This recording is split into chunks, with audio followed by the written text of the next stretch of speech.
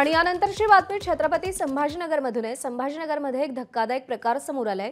छत्रपती संभाजीनगरच्या घाटी रुग्णालयानं तब्बल 7214 जन्ममृत्यू प्रमाणपत्र रद्द करण्याचा निर्णय घेतलाय। 1 नोव्हेंबर 2023 ते 15 सप्टेंबर 2025 या कालावधीतली प्रमाणपत्र रद्द करण्याचा निर्णय घेण्यात आलाय। मृत्यू झाल्यावर 1 वर्षानंतर मृत्यू प्रमाणपत्र हवं असेल तर उपविभागीय दंडाधिकाऱ्यांकडून त्याची परवानगी घ्यावी लागते। ती परवानगी घेतली नसल्यानं ही जन्ममृत्यू प्रमाणपत्र रद्द करण्यात आल्याचं घाटी रुग्णालयानं सांगितलंय।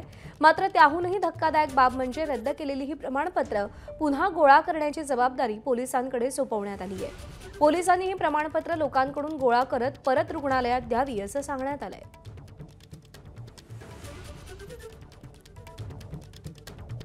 कृष्णा केंडे आपले प्रतिनिधी आपल्याला या सगळ्या संदर्भात अपडेट देतील। कृष्णा, हा सगळा प्रकार समोर आल्यानंतर अनेक प्रश्न उपस्थित होत आहेत। हा सगळा घोळ नेमका कशामुळे झाला, याच्या मुळाशी काय आहे?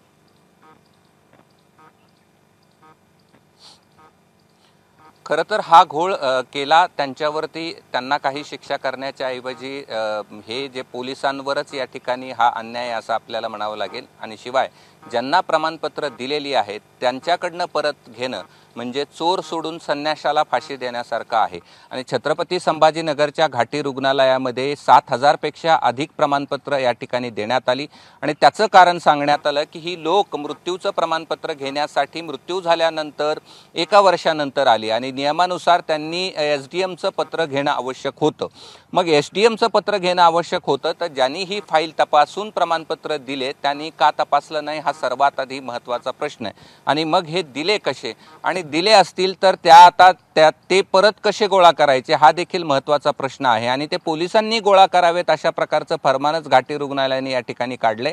आणि घाटी रुग्णालयाच्या डीनचं असं म्हणणं आहे की केवळ छत्रपती संभाजीनगरमध्येच नाही तर महाराष्ट्रात अशा प्रकारचं हा गोंधळ झालेला आहे। आणि हा गोंधळ आता या ठिकाणी सर्वांनी अशा प्रकारचं ठरवलंय की पोलिसांच्या मार्फत ही प्रमाणपत्र परत घ्यायची आणि ज्यांना पुन्हा प्रमाणपत्र पाहिजे असतील त्यांनी एसडीएमचं पत्र या ठिकाणी आणावं आणि पुन्हा विहित नमुन्यामध्ये अर्ज करावा आणि त्यानंतर ही मृत्यूची प्रमाणपत्र या ठिकाणी घेऊन जावीत। त्यामुळे हा सगळा सावळा गोंधळ खरं तर प्रशासनाचा आहे आणि त्याची शिक्षा पोलिसांनी ज्यांनी प्रमाणपत्र घेऊन गेलंय त्यांना मात्र भोगावी लागणार आहे। प्रज्ञा, कृष्णा, धन्यवाद दिलेल्या सगळ्या सविस्तर अपडेटसाठी। आणि आज सगळ्या संदर्भात रुग्णालयाच्या अधिष्ठातांनी नेमकी काय माहिती दिली आहे तीही पाहूया। कायद्याचं काटेकोर पालन करण्याच्या सूचना सर्वच जिल्ह्यामध्ये यामध्ये देण्यात आलेल्या आहेत। त्यानुसार आपल्यालाही त्याच्या बाबतीमध्ये मार्गदर्शन आणि तसे आदेश मिळालेत।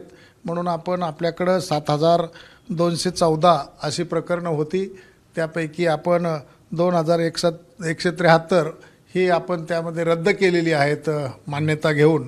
आणि आता 5000 अजून आपल्याकडे प्रकरणं अशी आहेत की ती रद्द करण्याची कार्यवाही सुरू आहे।